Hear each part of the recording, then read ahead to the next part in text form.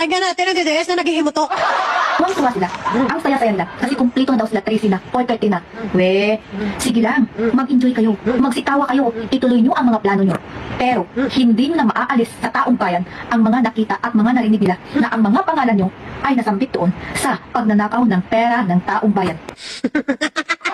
Very DDS. Very DDS. Nasambit, narinig ang tanong, Inday, may ebidensya ba? Sa lahat ng mga alegasyon, sa lahat ng mga pinagtuturo ng mga basurero, ang tanong, Day, may ebidensya ba? Hindi tayo pwede, Day, nadalhin sa korte, Day, tapos puro laway, imo, kapunan. Hindi pwede, ibula-bula nila ilang laway, Day, kasi sabihin, ito ang ebidensya namin, kwento lang. O, sa tingin mo mananalong kaso, hanggang ka man guro, o pa yun.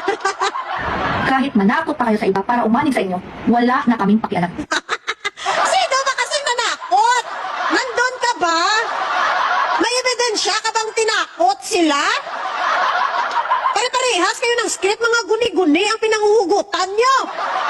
Nagbigay kayo ng ebidensya. Kagaya mo, sabi mo, tinakot sila. Diba, may pruweba ka dyan? Ilabas mo. Guni-guning animal na yung kutin nyo. Dahil alam ng Diyos kung sino yung totoong nagsasabi. Kung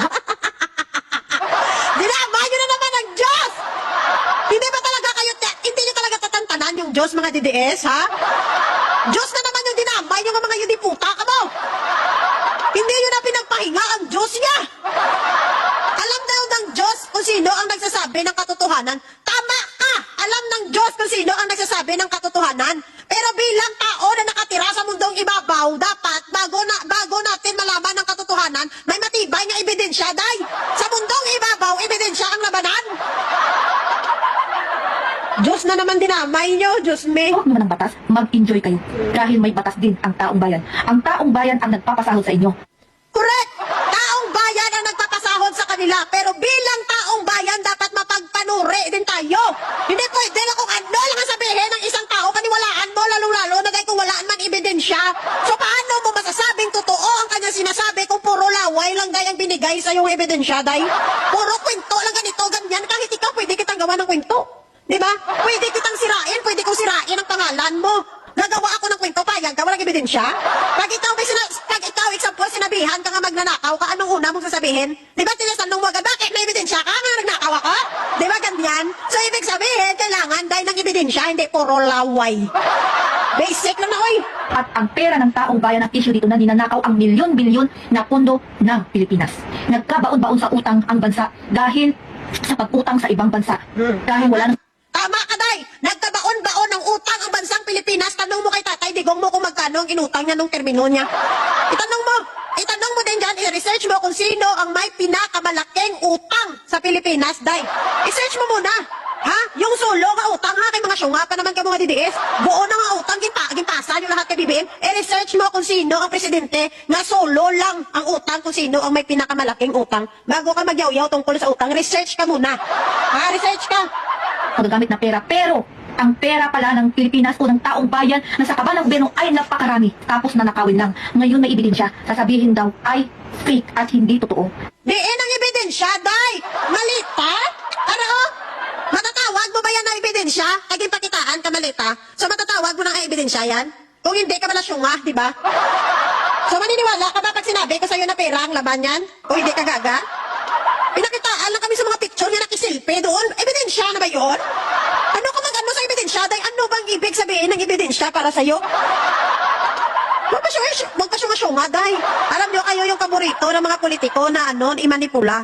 No, huwag po tayong pabubububo. Tama yung pinaglalaban mo nga pera ng taong bayan ang pinakasahod sa kanila. Pero bilang isang Pilipino, dapat huwag kang pabubububo. Huwag kang magpamanipula. Mag-research ka. Bago mo paniwalaan, kuhaan mo ng matibay nga ebidensya, Day. Ganon yun. Okay. Sige, lalabas din ang katotohanan at kung ano yung totoo. Correct. Ito pa ang pinakamasakit. Yung pinagkakatiwalaan natin, yung mga pinapanood natin, yung pinariringgan natin ay nadawit pa ang pangalan ng media na binabayaran. Napakasakit talaga. Bakit? May ebidensya din ba na binigyan din sila ng pera? Narinig mo lang yan doon sa sinabi na ang media binigyan. Oo, binigyan ko no. Kuno. Ang tanong may ebidensya. Ang hirap sa'yo nagagalit ka sa rason niya wala ka man ganiya sa patunay. Naghihimuto ka, nagagalit ka, nasasaktan ka sa bagay niya wala katotohanan. Ay, te, buang ka? Buang ka ba? Uf, kuya. Kasi nagtitiwala tayo sa kanila, na nanggagaling sa kanila kung ano yung mga nangyayari na hindi natin nakita. Pero ngayon, ang hirap na talaga magtiwala. Oh. Dahil Manood ka na lang ng Isiminay. O, kasi lutong-luto talaga utak mo sa Isiminay eh. Saka sa mga vlogger nyo, doon kayo maniwala sa mga vlogger nyo. sa pera, nasisilaw sila. Saludo ako sa mga media o reporter na talagang ginagawa nila ang kanilang obligasyon na hindi nagpapasinag sa pera, na galing sa pera ng taong bayan O, tama yan, dapat palakpakan ng Isiminay. Kaya yung paborito, mga panoorin. na ninakaw. Isa lang ang sigaw ng taong bayan, Ah. stop corruption, Ah. ibalik ang pera ng taong bayan, at O, sabihin mo kay Sarah, di ba pinapabalik ng kuwa ang pera? Bakit hindi pa niya binabalik hanggang ngayon? Sabihin mo kay Sarah, ibalik niya ang pera na pinapabalik ng kuwa. Sabihin mo sa kanya, stop corruption, tama ka kahit sinong Pilipino gusto natin yan, stop corruption. Pero ang problema kasi, ang ginagawa nyo kasi, nagpapaniwala kayo sa mga propaganda. Walang basihan, walang ebidensya, pinapaniwalaan nyo. Di sino niloloko nyo? Kung gusto nyo ng katotohanan, hanapan nyo ng matibay na ebidensya, day. Ganon day ang labanan, hindi laway. itigil ang gulo na ginagawa nyo. Sino ba kasi nang gugulo? Sino bang nang gugulo? Ang tahimik ng bansang Pilipinas, ginulo ng mga idol nyo. Kaya tat-natat silang umupo. Di ba? Alam mo, lahat ng sinasabi mo, back to you lang man. I-ano mo muna ang iyong sarili, day. No? Unahin mo muna ang sarili mo. Di ba? Bago ka magyaw-yaw dyan sa social media, i-ano mo muna sa self mo kung nagawa mo na bang lahat na may matibay ka bang ebidensya sa pinapaniwalaan mo. Ganun ba? Di ba? I-evaluate mo muna ang sarili mo bago ka magyaw-yaw. No? Yung mga sinasabi mo mga pagnanakaw na yan, lahat tayo galit dyan. Pero kailangan natin ng matibay na ebidensya. Hindi po pwede dahil nga laway lang gidyang puhunan. Hindi po pwede po nga kukuha tayo ng laway. O, dito natin lagay lahat ng laway natin. Ito yung matibay na ebidensya natin. Hindi pwede yan dahil. Basic lang yan. Lahat tayo alam yan. Basic yan sa batas. Na pag ikaw nagparatang, dapat may ebidensya ka. Hindi po pwede yung pinaratangan mong magbibigay ng ebidensya sa'yo. Ha? Basic dahil. Basic lang yan dahil sa batas natin. At alam kong alam mo yan. Hindi naman tayo tanga. Hindi naman tayo ignorante sa batas, di ba? So, dapat maging mapagmatsyag tayo.